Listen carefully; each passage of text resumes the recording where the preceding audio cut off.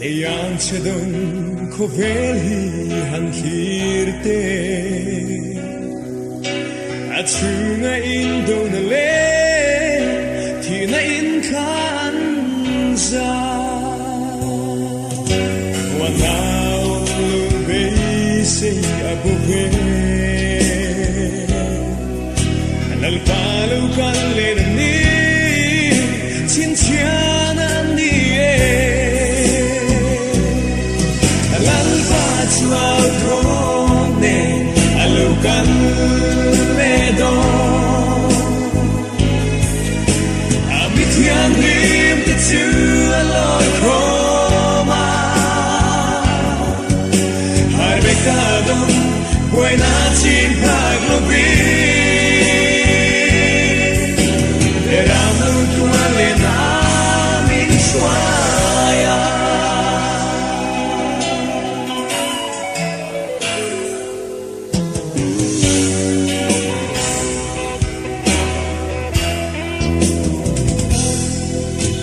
Sang sang huay na thom thang ri te hiya In do pui ba thum na lo Kheng tu ri ti na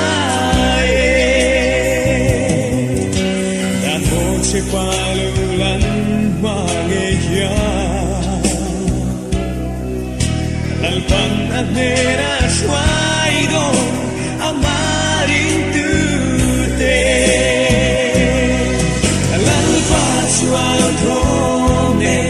alukan medo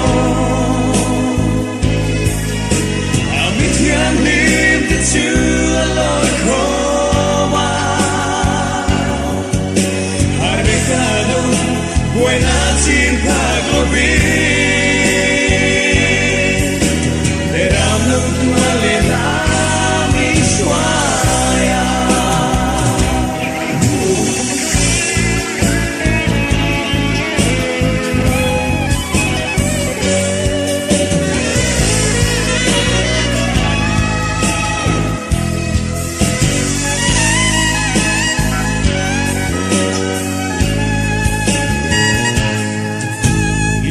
Tan thiang him hual hun anaye